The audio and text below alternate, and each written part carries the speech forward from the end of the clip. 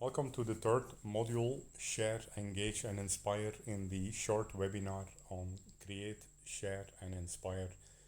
In the previous two modules, we saw how to, first of all, create beautiful content regarding a certain project or product. Secondly, we discussed what was required to organize this content on an online web portal. Today, we're going to talk about what is needed and to daily engage, build an audience, share pieces of this content, grow your network of followers, and advertise your online blog. There are various channels that we can be using. One is, of course, the social media, but you also have the traditional news media. There are dedicated domain-specific magazines and journals. There will be public talks as well as the online live talks. And then, of course, you can engage people with online interactive training programs like Navigation Bootcamp. We'll talk about film festivals and mailing lists. There will be various methods basically to engage your audience and build a strong follower base for your project. As usual, you can watch the HD videos on my YouTube channel and the blog ultrajourneys.org. A 10-minute preview gets posted on Insta TV and Facebook.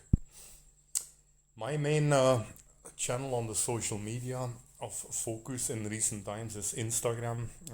It used to be Facebook in the last 1 decade, but Facebook in the last 1 or 2 years has become like a big dinosaur where in terms of content creation, if you create beautiful content, Instagram is a much better medium to reach out to people.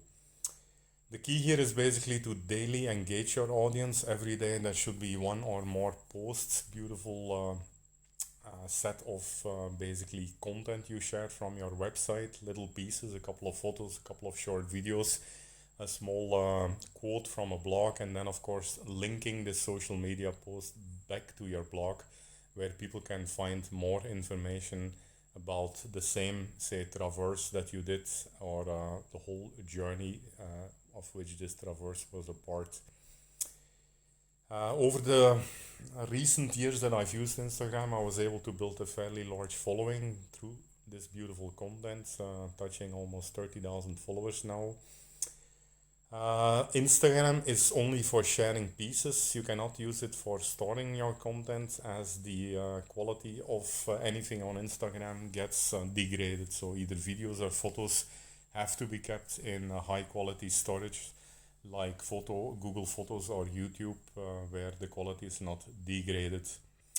There are 3 different types of Instagram profiles. One is a personal profile, which 99% of the population has. They are just the consumers. Then you have the business profile to promote a commercial product or a business, and then of course the creators, which are the people generating creative content. Instagram has also like an equivalent of YouTube, you can say, called Insta TV, where you can upload slightly longer videos. Normal videos on a normal Insta post are limited to 1 minute. Longer videos or previews of 10, 15, 20 minutes, depending which app you use to upload, can be posted on Insta TV, can be organized as a series, just like a playlist in YouTube. And this will be useful basically to post like webinars, series of trainings, boot camps, recorded talks, videos on traverses and all that stuff. So this will be available also for a longer time rather than the posts which are like ongoing and kind of disappear after some time. Another very good way to engage with your followers is through Insta Stories. Insta Stories have typically more views than any post. It's a little bit more casual, so even though it's you don't have the same high quality expectations, it's more like day-to-day things happening. Any good dish of food you're eating. In this case, I'm posting some multiple choice quizzes related to maps and the Himalayas. So it's a beautiful way actually to keep your audience engaged through, say, 5 to 10 stories a day, where you'll reach out to more people and you get also insights. If you have more than 10,000 followers, you can include links which then can link back to your blog or other content. Instagram stories are also very useful to announce online talks, on-site talks, or announce certain posts that you have done on Instagram itself. And then, of course, there are the live events, just like Facebook Live or YouTube Live. You have live events on Instagram, so which is good to have an online engagement with your audience, not specific to one geographic location, so anyone in the world can join at a specific time.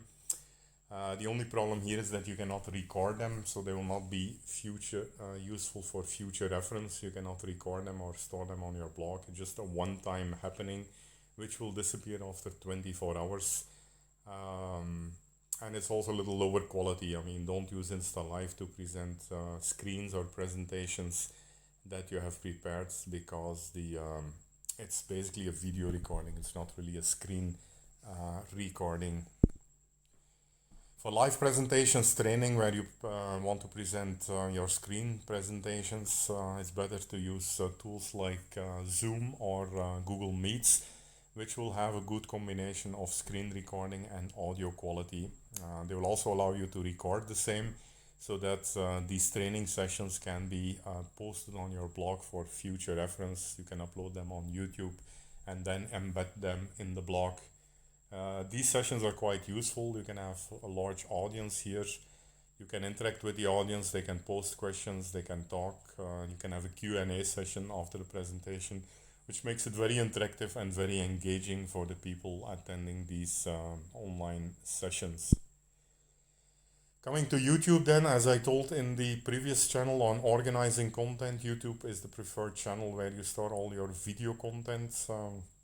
In my case, I've uploaded some 800 plus short video clips taken during my ultra journeys, and then some 100 plus webinars, so recorded presentations or talks that are organized in series so that people can easily find the content. You cannot have a huge pool, as it's difficult to search in that. You basically order your large number of videos in logical series that belong together. Talks, webinars, live recordings, short films can also be posted on YouTube. Beauty of YouTube is that there is no storage limits. You have some daily upload limit, but apart from that, you're not charged for space used on this channel. And of course, the videos are kept in high quality, so it's the perfect place to store this large volume of video data. As I said, you can make the videos discoverable with hashtags, keywords that users can search on. You also have the ability to follow people on YouTube, so all your followers will be kept updated through a notification if you post new content. And then of course you can organize your content in playlists, so people can look at an entire series of individual episodes belonging together. People can, as I told, search on keywords, hashtags, description that you give. You can have a beautiful thumbnail for every video, and you can engage through your audience through both views and likes and comments. WhatsApp is another kind of interesting medium to engage your followers or close circle, you can say, people who you know directly. You typically know their phone number, so you have their WhatsApp contacts. So any important things you post on your blog, say a new webinar episode, can be communicated as a direct message or inside a subscription group or in a broadcast group where you send it to a fixed audience. You can also put it as an WhatsApp story so that people can see any new content you recently posted online, wherever it is. And then of course the dinosaur, Facebook. Facebook also used to post a lot of high quality content since the last 10 years, but unfortunately, because a lot of noise and a lot of, I think, any type of discussions, Facebook has become quite diluted, and the kind of response, engagement or following you get in recent years for kind of creation type of content is not at all what it used to be. So Instagram these days is a much better choice. Again, on every post you put, you always link back to your blog, that people who are interested in the small preview couple of photos, a couple of videos, a small quote from your blogging, so that people can get back to the blog to get the entire content.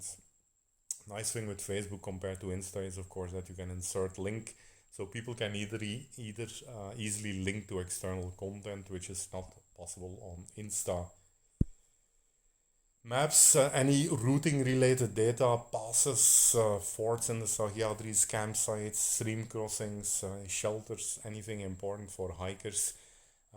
You can of course record this and store this, but the best way to share it with the world is through one of the public worldwide databases. A good one is OpenStreetMaps, which is used extensively by Europeans hiking in the Himalayas, but you also have other public outdoor trail databases like wikilog.org and rambler.com, where you can find lakhs and lakhs of popular routes across the world, uploaded by anyone and accessible by anyone. Another way to reach out to people is of course through the traditional news media, both the printed media, the newspaper, the magazines, as well as the online TV channels or the YouTube channels. Thing here is of course that you're accessing a much general audience, so the amount of people that will be interested on your specific content will be less compared to your direct followers, but still it's a very good way, I believe, to reach out to new followers. So always include links to your blog, links to your profiles, so that those interested in the article can start following you. Beauty about these, especially the TV channels who upload their video snippets on YouTube, is that you can embed the same on your blog directly. More targeted audiences would be the magazines and the journals. So any magazine related to adventure, outdoors, hiking, the Himalayas will be the perfect target actually to post an article that you wrote on a journey or any a product or project that you're working on. A dedicated magazine will reach out to a much more responsive crowd. Again, same thing here, you'll always link back to your main portal, which I discussed in the second module of this webinar, where people can find all your content properly organized, the entire archive, proper reference, and all your social media profile links. Another way, of course, to engage is public talks. I think there are like 3 types of talks, of which I've done many in the past. One is the corporate talks, where a company invites you to talk to their employees. I don't think that's very useful. I mean, people can be very excited and very positive. It can be a good interactive session, but in general audience, I think very few people eventually take it forward after going there, putting time and effort in a talk. It's much more efficient to go for a public talk for an outdoor or a sports group, where all the people attending will actually have the same mindset, and it will be a more engaging session where people will then follow you, and sometimes they use some of the content that you have been sharing on your blog. Another thing is of course colleges, addressing younger audiences in schools and colleges. They're the same thing. It's of course good to plant seeds in the mind of the young, but again, talking to a general audience from an outdoor point of view or sports point of view, knowing that only 1 out of 100 people really gets active in the outdoors, it's really a drop of water in a big ocean in general. So target your public talks more on outdoor and sports communities or communities related to the projects which you are presenting. And then of course one specific type of talks, so the TEDx talks. These are again very general, but the beauty with TEDx talks is that they are really properly moderated. I mean, 18 minutes, a short, powerful talk, presented again to one specific audience on site. But that talk then gets uploaded on the broad TEDx network, where again a worldwide audience gets access to your talks. Another wonderful way to engage with people is through interactive training programs, I call them. This is basically where you're going to present content, just like in a talk. You go through a presentation and teach a certain topic, like say in this case map reading and navigation. But then you make it interactive. You give assignments to people. So this can be either online assignments, which they do on a laptop, or like get out in the field, get out in the mountains with a mobile and do some field assignments. Come back then, submit the results, which will be reviewed by you, given feedback, and then proceeding basically to the next module. So like that recently, I give an on-site talk in a beautiful outdoor location at the base of the mountains in Pune, which went very well because in the same place you can do the assignments online as well as send the people out for field assignments. You can also do the same, of course, online, so you have a much wider global reach. Then also people can do it anytime by recording the both the demos, the process, as well as the assignments, so that people can watch them at any time and then use Google Sheets and Google Forms to allow people to submit their assignments and for you to easily review the same. Another wonderful way to reach out to an audience is through, of course, a short film. If you go out for a 3,500 kilometer journey across the Himalayas over 120 passes, you shoot through 300 small video clips. You can make a beautiful storyline and overall short film out of that for 15-20 minutes, covering the main topics, put a beautiful storyline to that, show the progress in the journey, and then basically submit it to one of these film festivals, like in this case, the Indian Mountaineering Foundation, which has been doing this for 3-4 years now. Has a very wide reach. They showcase this mountain film festival initially in Delhi, in the IMF headquarters, but then do it across cities. Last year, I think some 30 cities, reaching out to thousands of like-minded people. Obviously, these are people targeted at adventure, at mountains, so a much better focused audience than a general audience that you reach through general news media. Another interesting way to engage with your audience is directly from your blog. Add a subscription option to your blog where people can enter their email ID and then create a mailing list like here MailChimp, where where you can basically, every new post can be emailed directly to your close followers, say, who want to be updated on any new content that you post on your blog. So this is also pretty interesting and very focused, as people don't have to catch your post on the social media by coincidence. They will not miss out on anything. Anything will be delivered to their inbox. In this chart, finally, I've given an overview of the 3 modules we discussed so far. So module 1, we discussed about creation of content through writing, through blogging, through photo and videography, through presentations, through recordings. Those in module 2, then we discussed about organizing these on an online web portal, which is gonna link to both your photo storage as well as your video storage on YouTube. You're not gonna duplicate it, but you're just gonna organize it in a hierarchical way. In my case, several journeys. Every journey will have different types of content like maps, articles, planning data, blogging of traverses, videos and photos belonging to those traverses. So that's step 2. Step 3, which we discussed in this module, is then taking little pieces out of this organized online website and share it on various media channels, either online social media or the news media. You take a few photos, a few videos, a little content from your website, post it on any of these online media sites, and then basically link them back again to your website. That's very important. That little piece of preview should take the interest of the audience to then go back to your blog and check out the entire blog, say, or the entire set of photo album of a specific journey or traverse. In addition to that, of course, as you interact and create content with audience again through, like on the top right there, you present presentations either online or on site. You record the same, you post them on YouTube. Those sessions again, you can embed then on your blog, just like you can embed your Facebook albums and Insta posts on your blog to create richer content and further engage your audience. Voila, this is the final slides, which I'm not going to go in details. It basically shows in numbers. Overall, the content you create typically is going to be in tens and hundreds. The sharing you will do will be in thousands. You're going to create thousands of posts and stories. And Insta TV, you'll have tens of journals, talks, TEDx sessions, and all that stuff.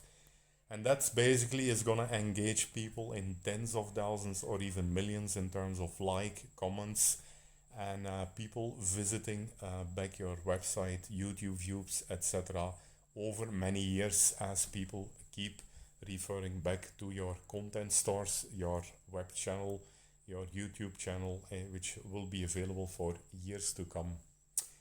Thanks for attending this third module in Create, Share, and Engage. In the final module, number 4, we're going to talk about analytics. We'll be analyzing the engagement and basically learning an improvement to improve the way you share and engage your audience. Thanks for watching this episode.